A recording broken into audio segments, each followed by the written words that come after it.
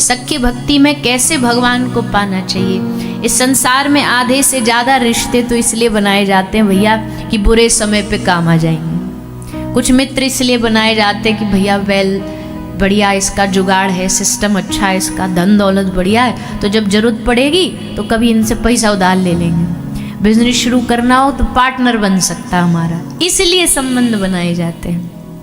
पर सख्य भक्ति, सख्य जो संबंध है वो इसलिए नहीं है कि आप उसमें ये गुण देखो।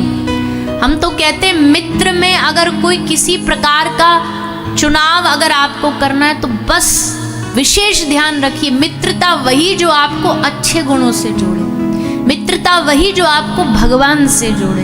अगर एक किंचित मात्र भी आपका कोई मित्र बन करके आपको भगवान से विमुख कर रहा है और गलत चीजों से जोड़ रहा है, तुरंत त्याग दो, तुरंत दूरी बना लो। कोई आपको नशे की ओर लेके जा रहा है, कोई आपको गलत आदतों में लेकर के जा रहा है, कोई गलत जगह लेकर के जा रहा है, भैया प्रणाम कर लो। ऐसे मित्रों का क्या लाभ जो आपकी आदतें बिगाड़े, जो आपका जीवन बिगाड़े।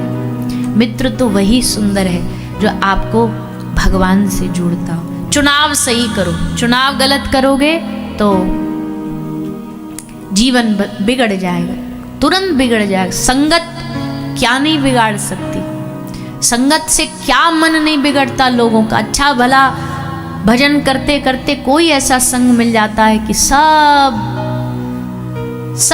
मटिया पलेट हो जाएगा, सब खत्म हो जाएगा। इसलिए सावधानी रखो, किन का संग कर रहे हो, परिवार में, पड़ोस में, रिश्तेदारों में, मित्रों में, संबंध को संभाल करके रखो। चुनो, जहां भगवत भजन हो वहां जाओ, जहाँ भगवान की बातें उनसे रिश्ता रखो। जो भगवत विमुख करता है वो हमारा मित्र नहीं है, शत्रु है। सूरदास जी कहते हैं,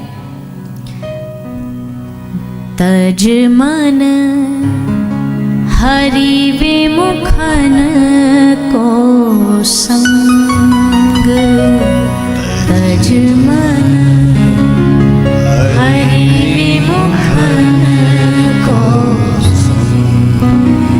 जिनके संग कुमति उपजत है, जिनके संग कुमति उपजत है, जिनके संग कुमति उपजत है, जिनके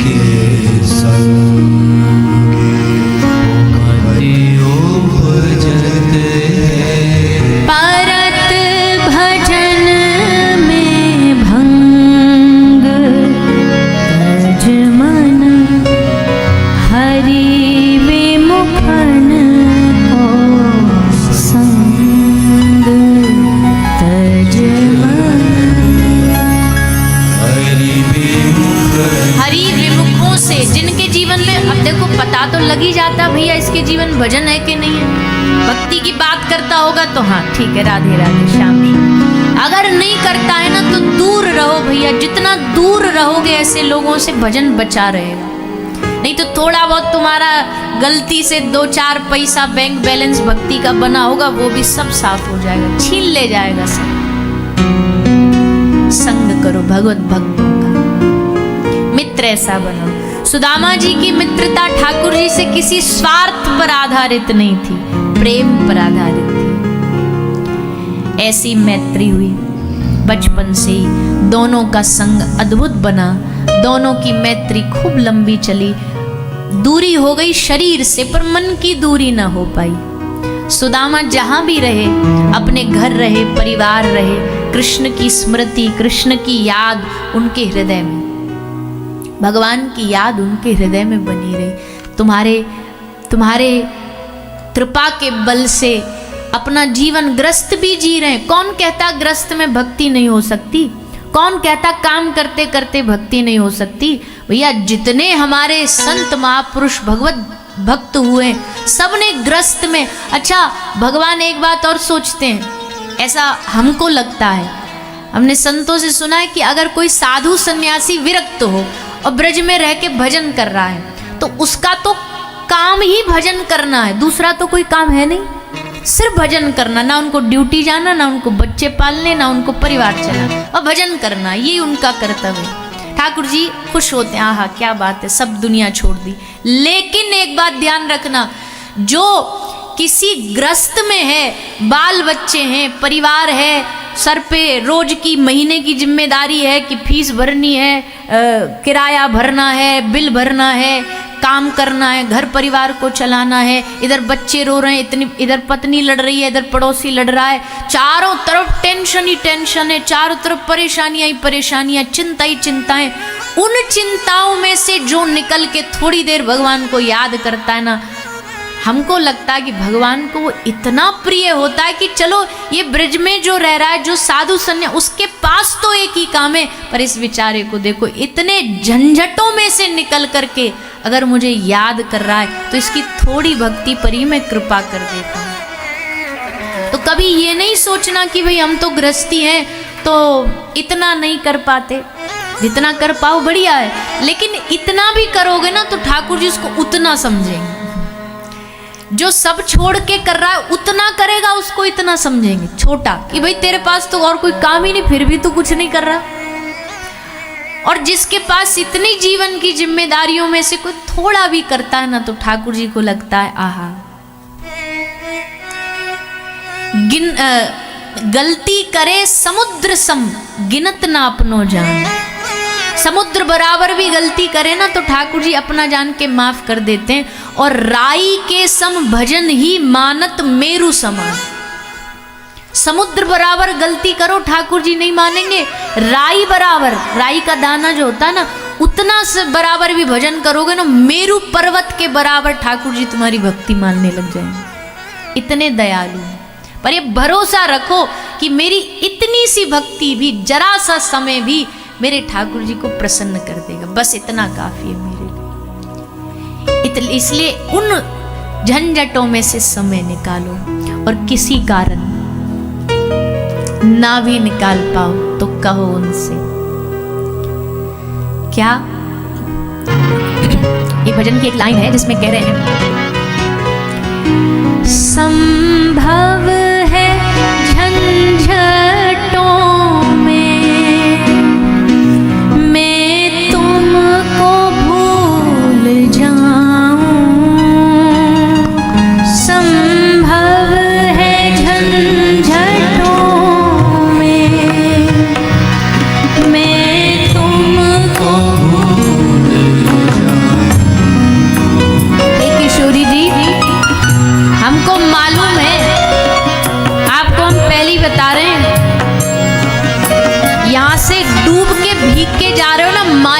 फैलाए बैठी होगी घर में, ऐसे बैठी होगी कि आंग दो इस भगत जी को, मैं देखती हूँ।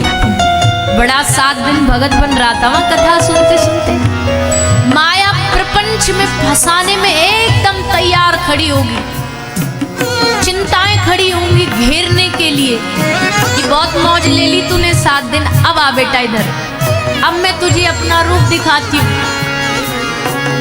और हम फिसल भी जाएंगे, पक्का गारंटी है फिसल जाएंगे। बचने का एक रास्ता है, तुम संभालोगे। तुम अगर फिसलने से बचाओगे तब बचेंगे। संभव है झंझटों में मैं तुमको भूल जाऊं। संभव है झंझटों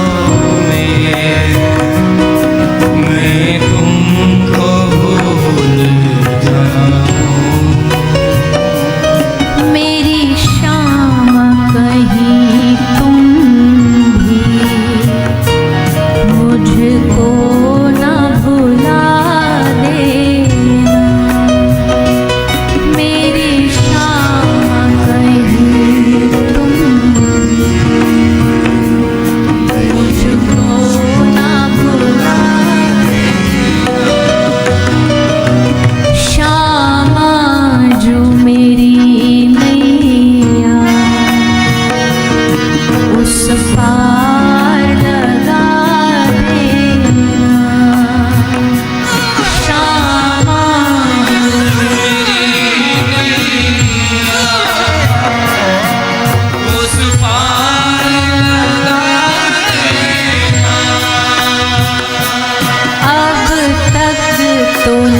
निभाई है,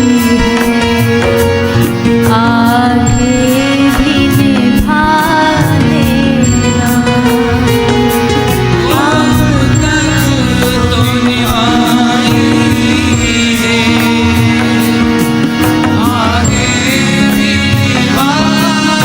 जैसे हे स्वामी जी, अब तक आप हमारी बाहें थामे खड़ी रही हो, कभी हमको विमुख नहीं होने दिया अपने आप से। समय का कोई भरोसा नहीं है, कोई समय का पता नहीं है। माया की शक्ति, माया का बल हमसे 1000 गुना ज्यादा है, करोड़ गुना ज्यादा है। कितना लड़ लेगा एक बालक किसी पहलवान के साथ? एक दिन तो हार ही जाएगा ना, एक दिन तो थक ही जाएगा। लेकिन आप अगर चाहो, आप कृपा करो तो ये पूरा जीवन निभाया जा सकता है। हर पल संसार अपनी ओर खींचेगा, माया खींचेगी, चिंताएं खींचेंगी, लेकिन आप मेरे साथ खड़ी होंगी, आप देख रही होंगी। और हमको पूरा भरोसा है, अपने बालक को तड़पता देख आपको अच्छा थोड़ी लगेगा, आप प्रसन्न थोड़ी होंगी, आप आगे आकर के मुझे बचाओगी। छल बल के साथ माया घेरे जो मुझे आकर, छल बल के साथ माया घेरे जो मुझे आकर,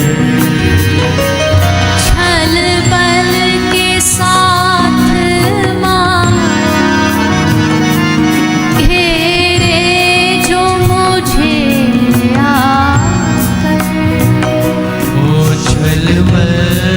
साथ माया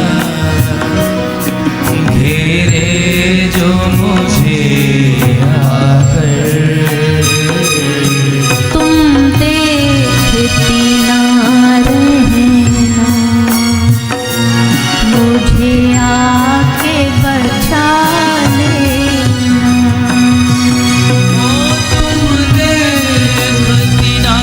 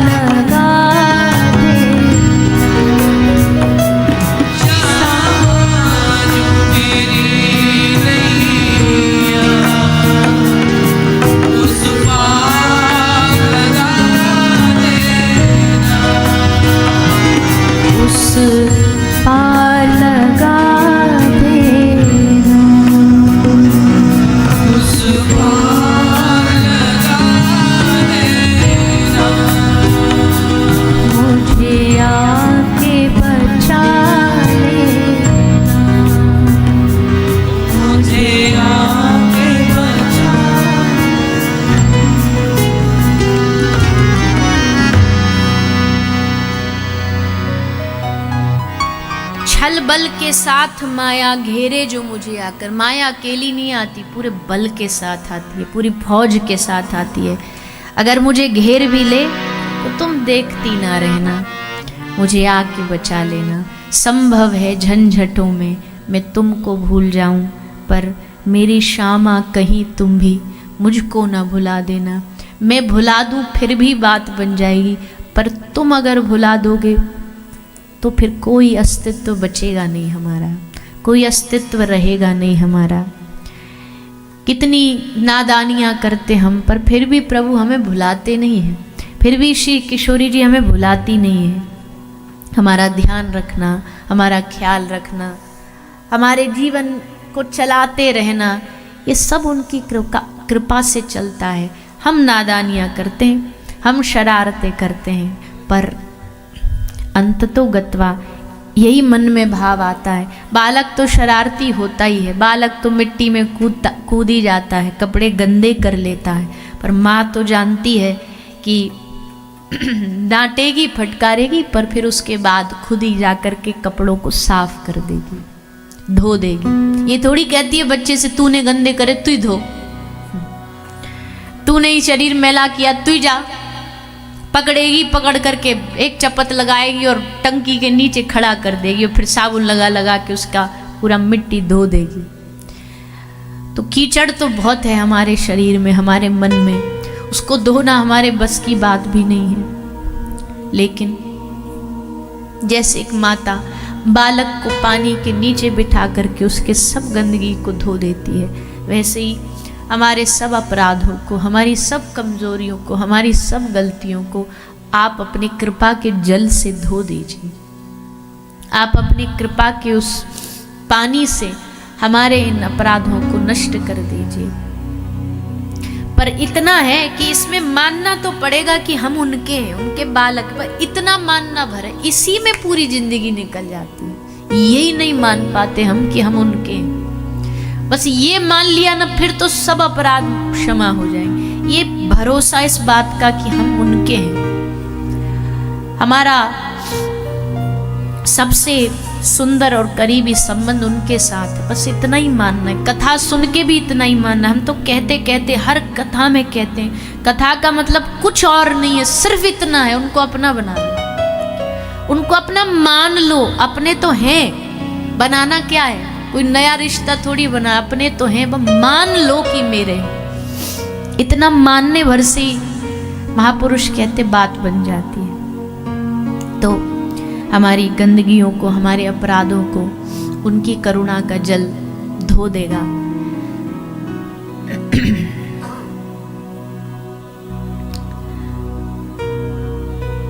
तो हम कह रहे थे कि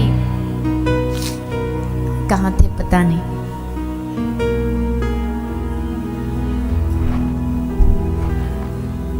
श्री सुदामा जी की मैत्री भगवान के साथ बड़ी निष्काम थी।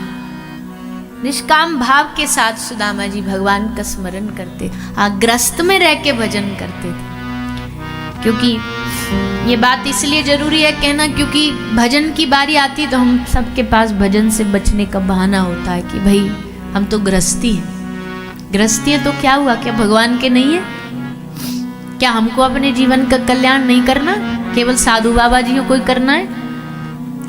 सुदामा जी के 2 छोटे छोटे बच्चे हैं, पत्नी है, कर्तव्य निभाते थे, घर घर जाते थे, भिक्षा मांग के लाते, मिल गया तो हरि प्रसाद और न मिला तो हरि इच्छा। भक्ति का मतलब यही होता है, सूरदास जी कहते हैं। फिर हमको सूरदास जी का भाव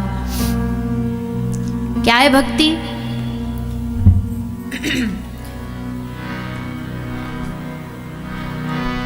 जैसे राखो तैसे रहूं, जैसे राखो तैसे रहूं, जानत हो सुख दुख सब जन के, जानत हो सुख दुख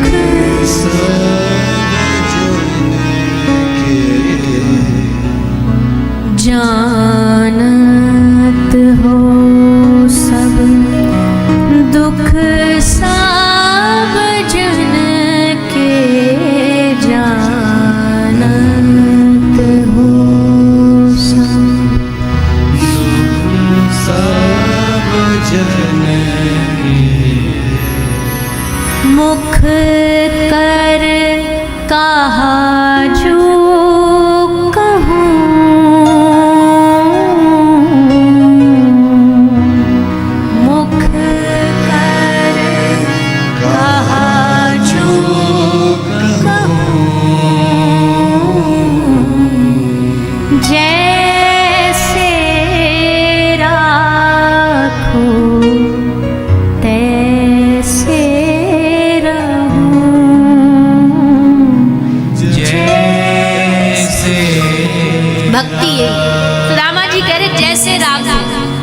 तुलसीदास जी कह रहे जैसे राखो तैसे रहो, जानत हो सुख दुख सब जन के, मुख कर कहा जू कहूं। मुंह से क्यों बुलवा रहे हो बेकार में, जब तुम सब जानते ही हो, तुम जानत सब अंतर्यामी, मुख कर कहा जू कहूं। तो बड़ी सुंदर भक्ति करी सुदामा जी ने, भगवान से मिलन हुआ। कैसे मिलन हुआ? द्वारिका गए, सुशीला जी के थोड़ा धक्का देने पर इनके मन में भाव जागा कृष्ण से मिलन के लिए, तो द्वारिका जाते हैं। द्वारिका में भगवान से मिलन होता है, सुंदर मिलन हुआ।